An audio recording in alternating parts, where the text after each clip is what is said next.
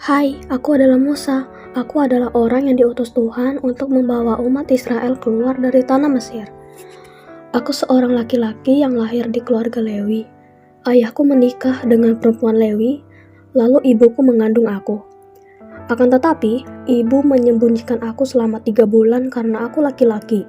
Karena Raja Mesir memerintah ke seluruh rakyatnya bahwa jika orang melahirkan anak laki-laki, maka harus dibunuh, sedangkan perempuan dibiarkan hidup.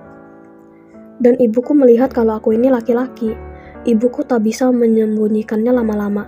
Akhirnya ibu memasukkanku ke dalam peti pandan dan menaruhku di tepi sungai Nil. Kemudian ada putri Firaun yang datang untuk mandi. Ia melihat peti pandan di teberau itu. Putri Firaun merawatku hingga besar. Ia pun menganggapku sebagai anaknya dan memberiku nama Musa. Lama sesudah itu, Raja Mesir pun mati. Tetapi orang Israel mengeluh soal perbudakan sampai kepada Allah. Lalu malaikat Tuhan menampakkan dirinya pada dalam semak api yang berduri. Tuhan memanggilku dan aku merespon. Tuhan pun berfirman, tetapi aku menutupi wajahku karena takut memandang Allah. Tetapi Tuhan berfirman kembali dan menyuruhku untuk membawa orang Israel dari tanah Mesir dengan tongkat dan dengan penyertaan Tuhan. Aku pun memberitahu orang Israel bahwa Tuhan mengutusku dan menampakkan dirinya padaku. Tuhan berfirman akan menuntun keluar dari kesengsaraan Mesir menuju ke negeri orang Kanaan. Aku yang takut kalau orang Israel tak mempercayaiku pun berkata pada Tuhan untuk utus orang lain saja. Kemudian Tuhan menyuruhku untuk melemparkan tongkat itu dan aku melemparnya, dan tongkat itu jadi ular. Aku yang melihat ular itu pun lari, tapi Tuhan menyuruhku untuk mengulurkan tangan dan memegang ular tersebut. Aku pun mengulurkan tangan dan memegang ekornya, kemudian berubah lagi jadi tongkat, supaya orang Israel percaya bahwa Tuhan telah menampakkan dirinya padaku. Aku pun kembali dan bertemu Yitro, mertuaku, untuk minta izin kembali ke Mesir. Aku mengajak istri dan anak-anaknya lelaki, kemudian kembali ke Mesir. Tuhan menyuruh Harun untuk menemuiku. Harun pun pergi dan aku memberitahukan kepadanya firman Tuhan. Lalu aku dan Harun pergi mengumpulkan tua-tua Israel. Mereka pun percaya dan mendengar bahwa Tuhan telah mengindahkan orang Israel dan melihat kesengsaraan mereka. Mereka pun berlutut dan sujud menyembah. Aku dan Harun pun pergi menghadap Firaun lalu berkata tentang firman Tuhan. Tapi Firaun mengelak firman itu dan ia berkata tidak kenal Tuhan. Dan Firaun tak akan membiarkan orang Israel pergi. Bangsa Israel juga tidak diizinkan mendapat jerami dan harus mengambilnya sendiri. Kemudian aku berkata kepada orang Israel bahwa Tuhan akan membebaskan mereka dari kerja paksa orang Mesir dan perbudakan dan hukum-hukuman berat. Aku mengatakan hal itu sesuai yang Allah firmankan padaku. Tetapi orang Israel tak dengar karena putus asa dengan perbudakan. Kemudian aku dan Harun diperintahkan Tuhan untuk membawa orang Israel keluar dari tanah Mesir. Kemudian pada pagi hari aku keluar ke sungai Nil untuk bertemu Firaun dengan memegang tongkat yang bisa jadi ular itu, dan berkata kepada Harun untuk mengambil tongkat dan ulurkan tangan ke segala kumpulan air supaya semuanya jadi darah, dan akan ada darah di seluruh tanah Mesir. Sesuai yang Tuhan firmankan, aku dan Harun pun melakukannya, mengangkat tongkat dan memukul air yang di sungai Nil di depan mata Firaun dan pegawai-pegawainya. Seluruh air yang di sungai Nil berubah menjadi darah, ikan di sungai mati, dan sungai berbau busuk. Orang Mesir tak dapat meminum air dari sungai Nil, tetapi para ahli Mesir berbuat demikian dengan ilmu-ilmu mantra mereka. Hati Firaun berkerah dan tak mendengarkan aku dan Harun. Itulah tulah pertama air menjadi darah. Tuhan berfirman padaku untuk pergi menghadap Firaun untuk biarkan umatnya pergi untuk beribadah kepadanya. Jika menolak, maka ia akan melunahi seluruh daerahnya dengan katak. Kemudian aku berkata pada Harun untuk ulurkan tongkatnya ke atas sungai selokan kolam, agar katak bermunculan meliputi tanah Mesir sesuai firman Tuhan. Harun pun mengulurkan tangannya ke atas segala air. Katak-katak pun bermunculan di tanah Mesir. Tetapi para ahli membuat yang demikian juga dengan mantra mereka. Tetapi Firaun masih berkeras hati dan tak mendengarkan kami, seperti yang difirmankan Tuhan. Itulah tulah kedua, katak. Tuhan berfirman padaku untuk berkata pada Harun untuk ulurkan tongkatnya dan pukullah ke debu tanah. Maka debu itu akan menjadi nyamuk di seluruh tanah Mesir. Aku dan Harun pun melakukannya. Harun mengulurkan tangannya dengan tongkat dan memukul ke debu tanah. Maka nyamuk-nyamuk itu hinggap pada manusia dan binatang. segala debu tanah menjadi nyamuk di seluruh tanah Mesir. Dan hati Firaun masih berkeras dan ia tak mau mendengarkan kita berdua, seperti yang Tuhan firmankan. Itulah tulah ketiga, nyamuk. Kemudian Tuhan berfirman padaku untuk bangun pagi-pagi dan menantikan Firaun, lalu berkata untuk biarkan umatnya pergi beribadah kepadanya. Sebab jika tidak melepaskan umatnya pergi, maka akan datang pikat ke seluruh Mesir. Kemudian Firaun berkata untuk pergi persembahkan korban ke padang gurun, hanya janganlah pergi terlalu jauh.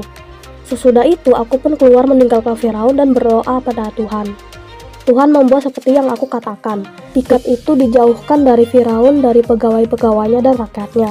Tetapi Firaun masih berkeras hati dan tak mendengarkan kita berdua. Ia tidak membiarkan bangsa itu pergi. Itulah tulah keempat, lalat pikat. Lalu Tuhan berfirman padaku untuk menghadap Firaun dan berkata padanya agar melepaskan umatnya pergi, dan jika menolak dan masih tidak membiarkan pergi, maka ternaknya akan didatangkan tulah Tuhan, yakni penyakit sampar pada ternak di padang, kuda, lembu, keledai, unta, sapi, dan kambing domba. Lalu Tuhan menentukan waktunya dan akan melakukannya esok hari. Seluruh ternak di Mesir mati, tapi ternak orang Israel tidak ada yang mati seekor pun. Tapi Firaun masih berkeras hati dan tak mau membiarkan umat itu pergi. Itulah tulah kelima, penyakit sampar pada ternak. Kemudian Tuhan berfirman padaku dan Harun untuk mengambil jelaga dari dapur pelaburan serangku penuh.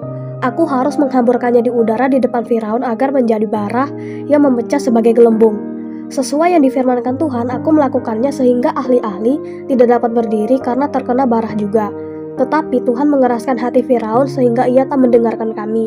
Sesuai yang difirmankan Tuhan, itulah tulah keenam, barah.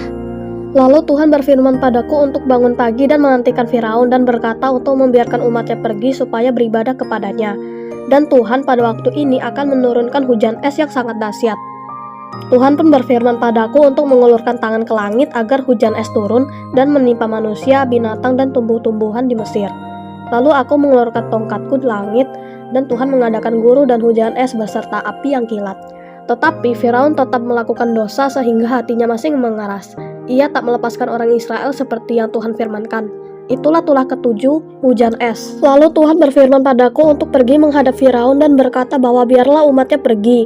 Jika menolak, maka Tuhan akan mendatangkan belalang-belalang. Lalu Tuhan berfirman padaku untuk ulurkan tangan ke atas tanah Mesir, dan muncullah belalang itu memakan habis segala tumbuhan di tanah. Tetapi Tuhan mengeraskan hati Firaun sehingga ia tak membiarkan orang Israel pergi. Itulah tulah ke-8, belalang. Kemudian Tuhan berfirman padaku untuk ulurkan tangan ke langit agar gelap gulita muncul, dan aku melakukan sesuai yang Tuhan firmankan.